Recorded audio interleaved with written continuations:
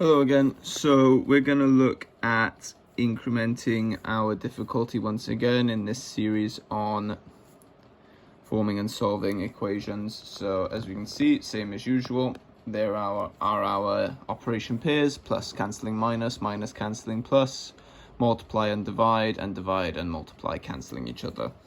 So initially we looked at equations like this, and then we looked at equations like this. And then eventually we looked at equations like this. So incrementing difficulty each time, but remembering to just revert them to the previous one, to revert them to something we knew how to do. So we're going to keep that theme going today a little bit, but not so much with this step. We're going to be converting back to this step from something else.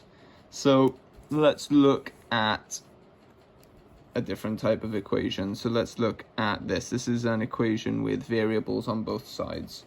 So if I recall back to my previous example, it was 3x plus 8 equals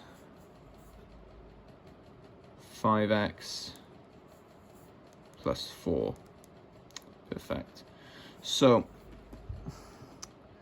the issue with this being that we've solved something with this before, but this, so 3x plus 8 equaling a number, we've solved that before. But we've never solved it with two x's before, or an x on either side. So in this case, what we would do is we want to collect the x's up and make them into one x, and then solve it like we would this one here.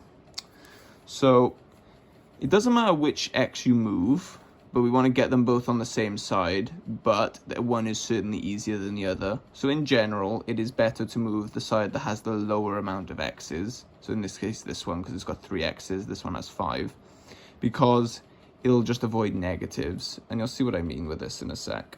So what I'm going to do is I'm going to collect the x's up. So I'm going to minus 3x from both sides.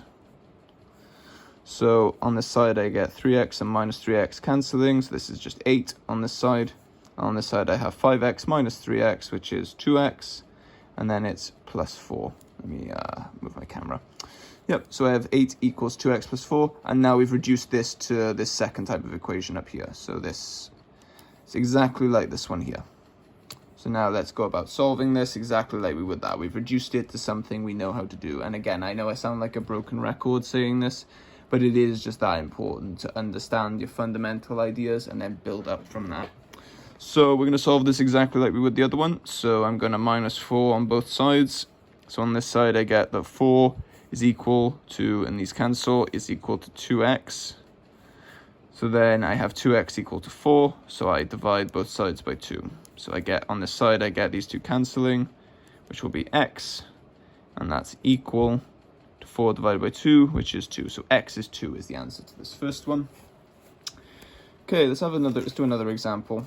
So if I refer back to my example, my last example was,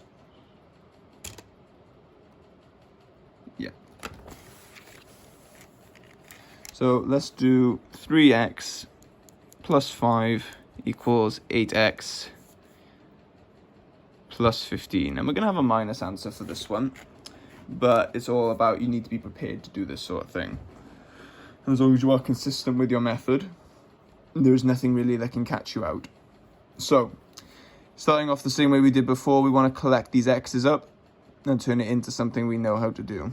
So the smallest amount of x's is here, and we could move this 8x over if we really wanted to, but it would make a negative amount of x's, which would be you could still get the correct answer, but it would be hard, you'd be making work for yourself. So let's move this for now. So let's subtract 3x because it's the lowest amount of x's and we want to invert it.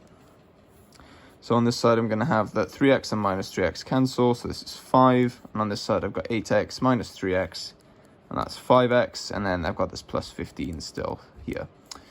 So now let's solve this exactly like we know how to do. So I've got 5x plus 15 equals 5. So I'm going to minus 15 on both sides. So I'm going to get that 5 minus 15 on this side is minus 10. And on this side I'm going to get that plus 15 and minus 15 cancel. And that's equal to 5x, or just 5x. So now let's sort this out. So 5 times x is minus 10. So again, ignoring the fact that this is minus is irrelevant. We look at the inverse operation needed here, so 5 times x. So we're going to reverse that by dividing by 5. So on the side I have these two cancelling, so x equals minus 2. So the answer to this one is x equals minus 2. So the answer to this initial equation is x equals minus 2. Let's have a go at solving one more, but where it's got a slightly different x at the start. So let's look at minus 2x plus 5 equals 4x plus 7. So let's have a go at solving this. So, like I've stated previously, we want to go for the side that has the least amount of x's. So it's going to be this minus 2x. But we remember a common misconception here is minusing 2x to get rid of this. So this is a minus 2x, so we need to add 2x to get rid of it. So to do that, let's add 2x to both sides. So on this side, I'm going to get these two cancelling, and this is going to be 5, and it's going to be equal to 6x. And then we're going to have this plus 7 as well. So what we're going to do now, let me adjust my camera. There you go. So we're going to solve this exactly like we would look before. So let's do that. So I'm going to minus 7 on both sides. And I'll get that plus 7 and minus 7 cancel. So I'll get that 6x is equal to minus 2. And now I'm going to divide both sides by 6. And I will get that x equals minus 2 over 6. And 2 over 6 is actually the same as a third. So this is minus 1/3. So x equals minus 1/3, effectively. And I'm happy for it to be left like that. I don't like decimal answers. So I hope this helped. Have a go at the worksheet. The ones you will do won't really have any fractional answers. So they'll all be answers that are nice whole numbers, pretty much. Have a go until you're confident.